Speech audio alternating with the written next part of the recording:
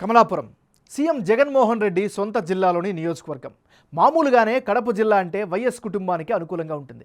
ఈ నియోజకవర్గానికి జగన్ మేనమామ పి రవీంద్రనాథ్ రెడ్డి ఎమ్మెల్యేగా ప్రాతినిధ్యం వహిస్తున్నారు. గత ఎన్నికల్లో కమలాపురంలో వైసీపీ వేవ్ కనిపించింది. 2019 ఎన్నికల్లో ఏకంగా 55.89% ఓట్లు సాధించి ప్రత్యర్థి నరసింహారెడ్డిపై జగన్ మేనమామ బరిలో గెలిచారు. మరి ఈసారి ఎన్నికల్లో పరిస్థితి ఎలా ఉండబోతుంది అన్నది ఓసారి పరిశీలిద్దాం. ముందుగా 2019 ఎన్నికల ఫలితాలను ఒకసారి విశ్లేషిద్దాం. 2019లో రవీంద్రనాథ్ రెడ్డి వర్సెస్ నరసింహారెడ్డి మధ్య పోటీ జరిగితే ఆ పోటీలో వైసీపీకి ఏకంగా 56%, తెలుగుదేశానికి కేవలం 39%, ఇతరులకు 5% ఓట్లు దక్కాయి. అంటే 2019లో కూడా రవీంద్రనాథ్ రెడ్డినే బరిలోకి దింపింది వైసీపీ. ఆ ఎన్నికల్లో కనిపించిన జగన్ మేనియాతో ఆయన 17% మెజారిటీ ఓట్లతో భారీ విక్టరీ కొట్టారు. ఈ ఎన్నికల్లో ఆయనకి 56% ఓట్లు పోలయ్యాయి. టీడీపీ నుంచి 4వసారి బరిలోకి దిగి 4వసారి కూడా ఓడిపోయారు నరసింహారెడ్డి. ఆయనకు 39% ఓట్లు పోలయ్యాయి, ఇతరులకు 5% ఓట్లు పడ్డాయి. గత ఎన్నికల్లో కమలాపురంలో వైసీపీ వేవ్ కనిపించింది. అయితే ఈ ఎన్నికల్లో పరిస్థితులు ఎలా ఉన్నాయి, ప్రజల స్పందన ఏమిటి? Big TV exclusive detailed election సర్వేలో వెల్లడైన అభిప్రాయాలను ఇప్పుడు పరిశీలిద్దాం. ముందుగా అభ్యర్థుల వారీగా బలాబలాలు ఎలా ఉన్నాయి పరిశీలిద్దాం. రవీంద్రనాథ్ రెడ్డి. రవీంద్రనాథ్ రెడ్డికి ఈసారి కలిసి వచ్చే అంశాలు ఏమిటి? జగన్ మేనమామ అనే బంధం ప్రధానంగా బలమైనటువంటి పాజిటివ్ ఫ్యాక్టర్. ఇంకా గ్రౌండ్ లెవెల్లో యాక్టివ్గా ఉండడం కూడా ఈయనకి కలిసి వచ్చేట అంశం. పార్టీకి బలమైన మద్దతుదారులు ఉండడం కూడా బాగా కలిసి వచ్చేట ఫ్యాక్టర్. మరి రవీంద్రనాథ్ రెడ్డికి ఈసారి ఎన్నికల్లో మైనస్ అయ్యే అంశాలు ఏమైనా ఉన్నాయా ఒకసారి పరిశీలిస్తే, నియోజకవర్గంలో చెప్పుకోదగ్గ అభివృద్ధి జరగకపోవడం ప్రధానమైనటువంటి మైనస్. రెండో అంశం, ప్రజలతో టచ్లో ఉండకపోవడం కూడా ఇంకొక మైనస్. ఎక్కువగా కడపలో ఉండడం రాజకీయంగా నెగిటివ్ అయ్యే అవకాశాలు కనిపిస్తుంది. ఇది ఈయనకి సంబంధించినటువంటి ప్లస్లు మైనస్లు.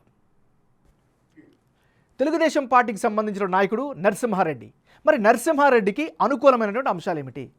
ఓడిపోతున్నా సరే ఒకే పార్టీ నుంచి పోటీ చేయడం, ఆ పార్టీ కార్యకలాపాల్లో చురుగ్గా పాల్గొనడం ఈయనకి లోయలిటీ పరంగా చాలా మంచి మార్కులు అయితే పడే అవకాశాలు కనిపిస్తున్నాయి.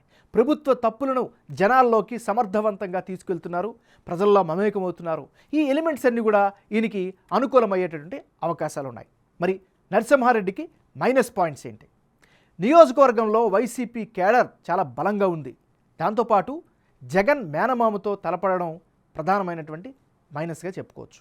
ఇవి ఈయనకి సంబంధించినంత వరకు లోకల్గా ఉండేటటువంటి ప్లస్లు మైనస్లు. కమలాపురం నియోజకవర్గంలో కులాల వారీగా ఏ పార్టీకి ఎలాంటి బలాలు కనిపిస్తున్నాయి? ముందుగా ఈ నియోజకవర్గంలో రెడ్డి సామాజిక వర్గం అధికంగా 35% మంది ఉన్నారు. యాదవులు 12%, ఎస్సీలు 21%, ముస్లింలు 15% నివసిస్తున్నారు. అంటే కమలాపురంలో అత్యధికంగా రెడ్డి సామాజిక వర్గ ప్రజలు ఉన్నారు.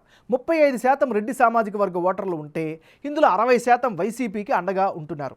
40% టీడీపీ కూటమికి మద్దతుగా ఉన్నట్లు బిగ్ టీవీ సర్వేలో తేలింది. ఇక 12% ఉన్న యాదవ సామాజిక వర్గ ఓటర్లలో వైసీపీకి 40% సపోర్ట్ చేస్తుంటే 50% టీడీపీ కూటమికి మద్దతు పలుకుతున్నారు. మిగిలిన 5% ఇతరులకు ఓటు వేసే అవకాశాలు కనిపిస్తున్నాయి. ఇక 21% ఉన్న ఎస్సీ సామాజిక ఓట్లలో కూడా మెజారిటీ అంటే దాదాపు 55% ఓటు షేరు వైసీపీకి అనుకూలంగా ఉంది. టీడీపీకి 35%, ఇతరులకు 10% మంది తమ మద్దతును తెలిపే అవకాశం ఉన్నట్లు బిగ్ టీవీ సర్వేలో తేలింది. 15% ఉన్న ముస్లింలలో వైసీపీకి 45%, టీడీపీకి 50%, ఇతరులకు 5% మద్దతు పలికే అవకాశాలున్నట్లుగా సర్వేలో తేటతెల్లమవుతోంది. రానున్న ఎన్నికల్లో ఎవరెవరు పోటీలో ఉంటే ఫలితాలు ఏ విధంగా వచ్చే అవకాశం ఉందో చూద్దాం. రవీంద్రనాథ్ రెడ్డి వర్సెస్ నరసింహారెడ్డి, వీళ్ళిద్దరు కనుక బరిలోకి దిగితే ఇప్పుడున్నటువంటి పరిస్థితుల్లో వైసీపీకి 48%, తెలుగుదేశానికి 44%, ఇతరులకు 8% ఓట్లు పోలయ్యే అవకాశాలు కనిపిస్తున్నాయి.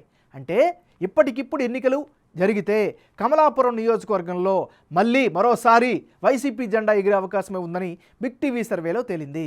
అయితే రవీంద్రనాథ్కు 48%, టీడీపీ నుంచి నరసింహారెడ్డి బరిలో దిగితే 44%, ఇతరులకు 8% ఓట్లు పడే అవకాశం ఉందని బిగ్ టీవీ సర్వేలో తేలింది.